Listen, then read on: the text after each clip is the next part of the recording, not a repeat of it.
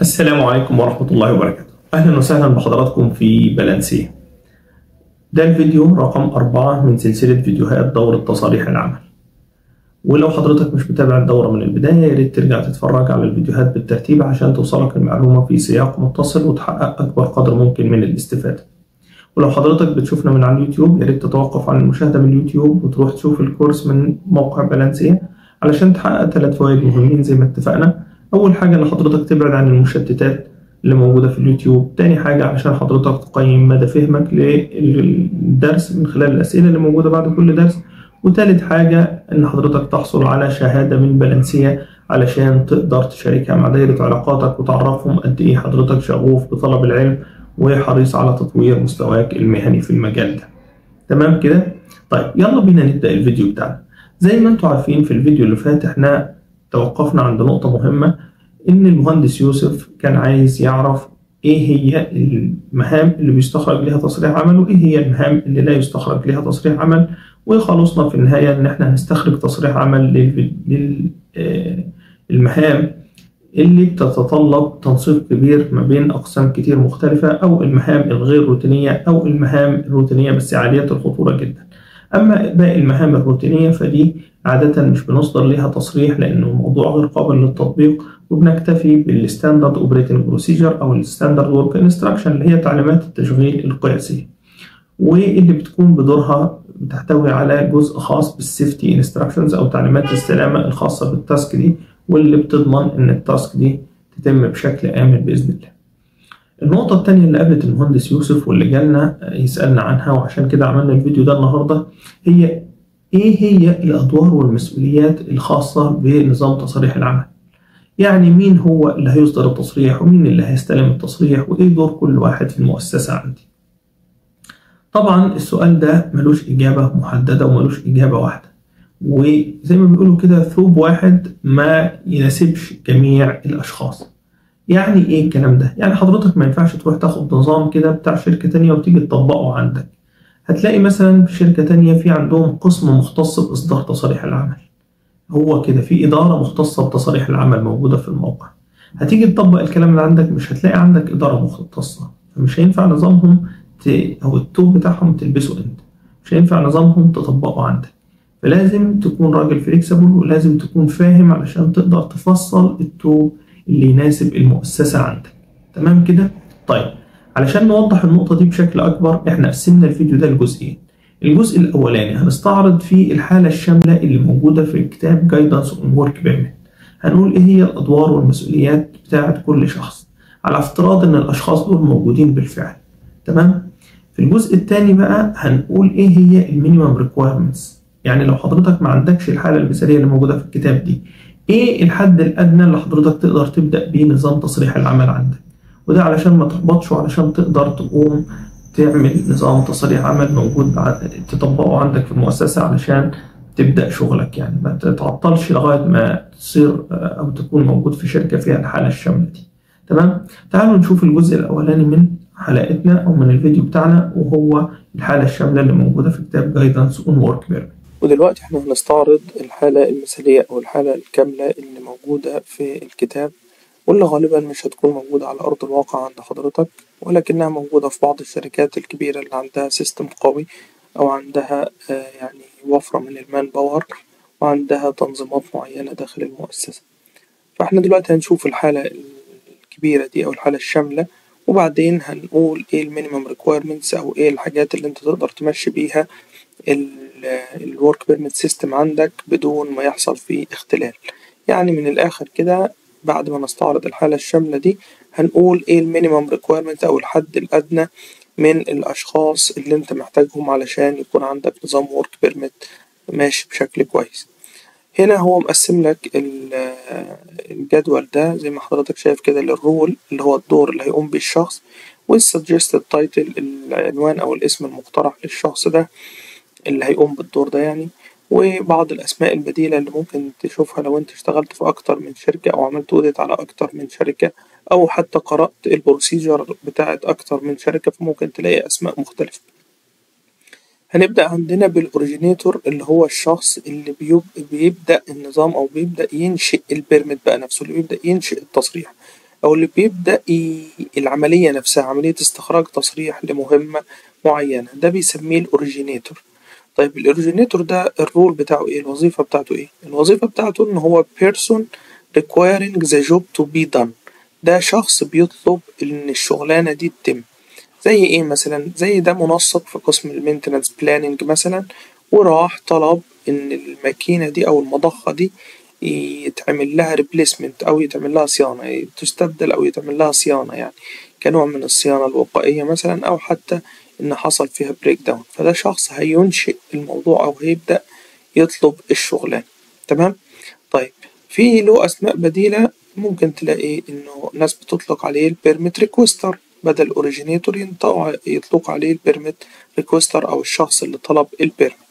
تمام؟ طيب نيجي بعد كده للبيرميت يوزر. البيرميت يوزر ده مين؟ اللي هو البيرسون الوركينج أندر ذا تيرمز أوف ذا بيرميت. يعني إيه باختصار؟ يعني ده الشخص اللي هيشتغل، ده الشخص اللي هيقوم بالشغلانة. يبقى لو احنا افترضنا ان الشغلانة عندنا هي شغلانة تبديل مضخة، يبقى ده الميكانيكي اللي هيبدل المضخة. ممكن يكون شخص واحد وممكن يكون فريق عمل عادي جدا. تمام؟ فده اسم بيسميه البيرميت يوزر. طيب هو هنا مديله alternative name أو اسم بديل لإيه؟ competent person. يعني إيه competent person؟ يعني شخص كفء. شخص كفء يعني إيه يا شباب؟ يعني شخص قادر إنه يقوم بالعمل ده، شخص مدرب ومؤهل إنه يقوم بالعمل ده. تمام؟ وفي حقيقة الأمر يعني أنا مختلف شوية مع إنه نحط competent person هنا، لأن كل دول في مكانهم لازم يكونوا competent person. يعني كلمة شخص كفء دي كل واحد منهم لازم يكون competent person. إحنا هنا لما نيجي مثلا في آخر خانة للisolating authority، الشخص اللي هيعمل عزل، هو ده مش المفروض يكون competent person؟ طبعا لازم يكون competent person. تمام؟ ولكن هو هنا أطلق الكومبتنت بيرسون على البيرميت يوزر لأن ده الشخص اللي هيقوم بالعمل نفسه، فهو عايز يؤكد على إنه يكون كومبتنت بيرسون. تمام؟ يبقى البيرميت يوزر ده الشخص اللي هيقوم بالعمل. تعالى بقى للبيرميت أوثوريتي، وهنا هتلاقي عندك بيرميت أوثوريتي وتحتها إيشوينج أوثوريتي.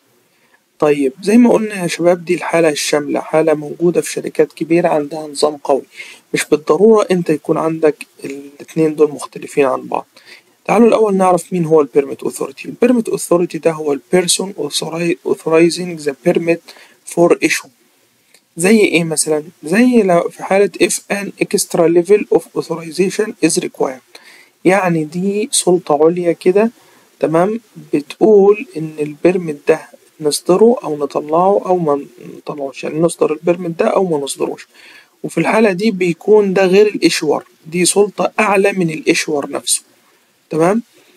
وغالبا الكلام ده مش هتشوفه عندك، وغالبا الاتنين دول هيكونوا حاجة واحدة، ولكن على افتراض ان انت عندك بيرميت اوثورايزر ف هيقدر بيك ان انت ترجع له في الحالات اللي فيها very critical task.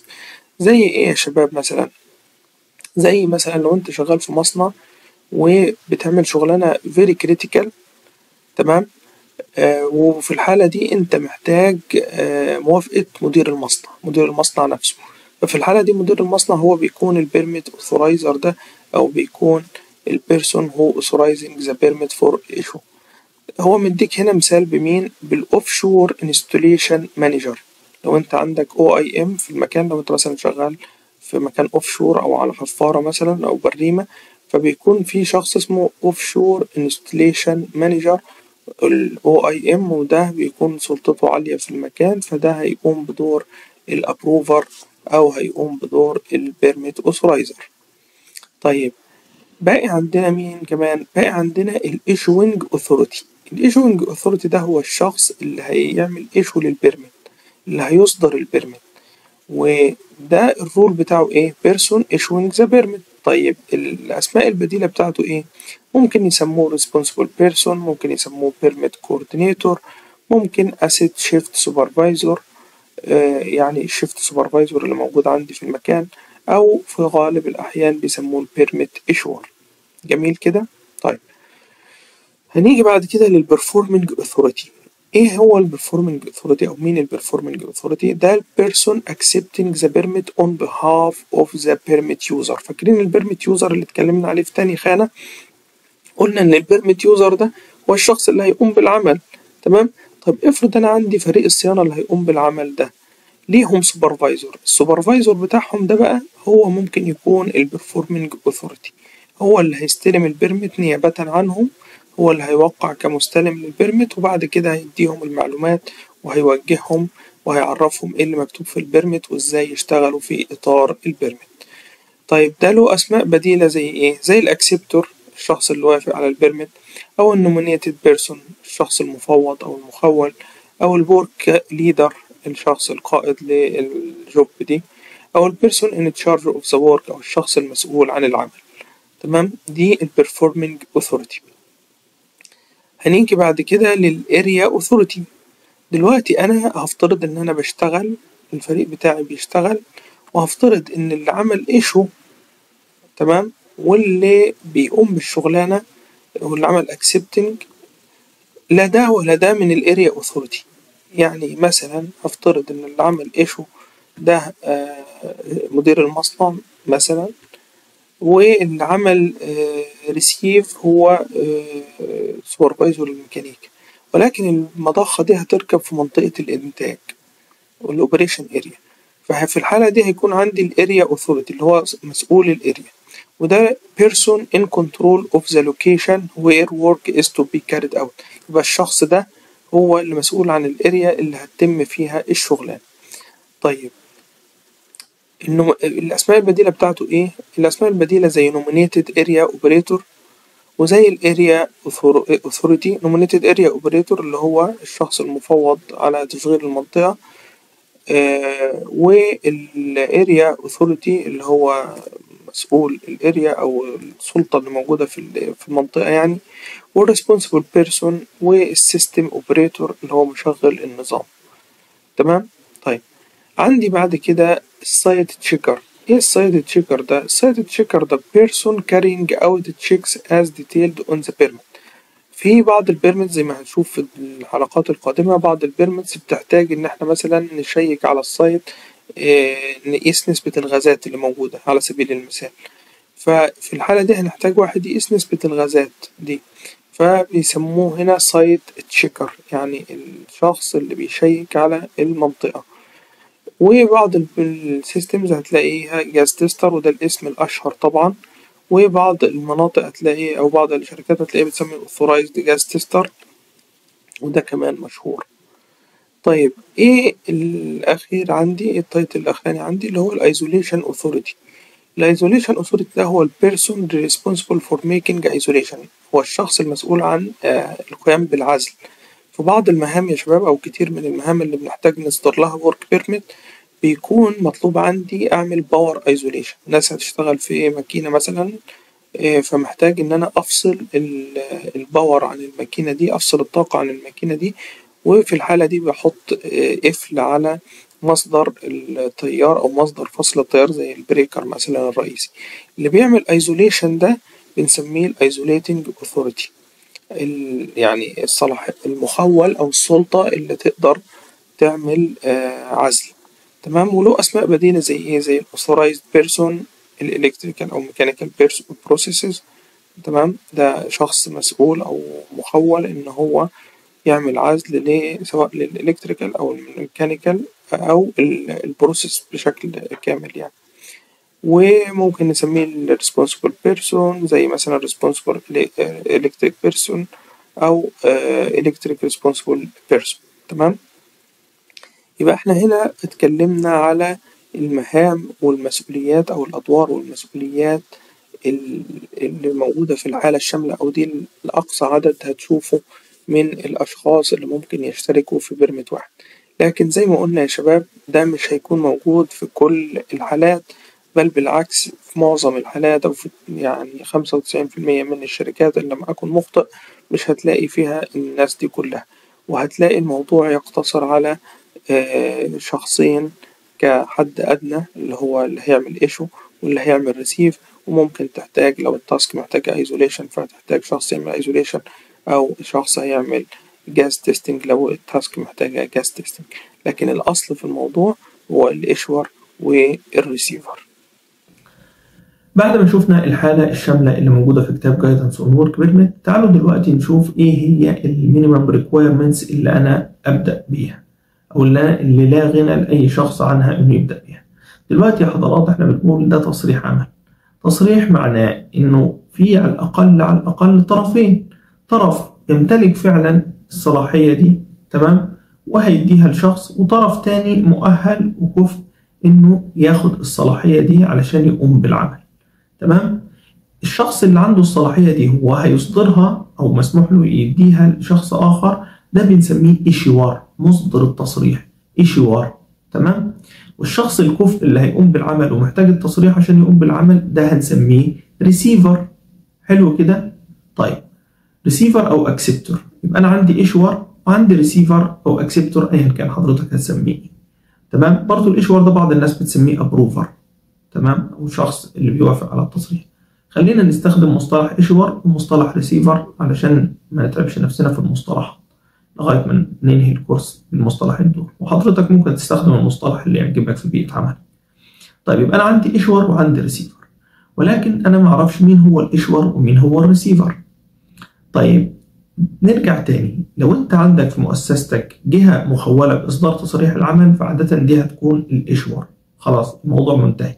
في بعض الشركات التانية بيكون عندها كنترول روم طبقا للبروسيس الخاصة بيها أو طبقا لمنظومة الإدارة اللي فيها، بيكون في كنترول روم موجودة في الموقع أو في المصنع أو في أي مكان، وفي الحالة دي أحيانا نستخدم الكنترول روم دول كإيشوار بشكل دائم. تمام؟ طيب تمام كده يا حضرات، احنا اتفقنا إن في عندنا إيشوار مصدر التصريح وفي عندنا ريسيفر أو مستلم التصريح. تمام؟ طيب لو حضرتك عندك جهة مستقلة خاصة بإصدار التصاريح أو عندك كنترول روم مخولة بإصدار التصاريح فكده الأمر محسوم وعرفنا مين هو الإيشوار.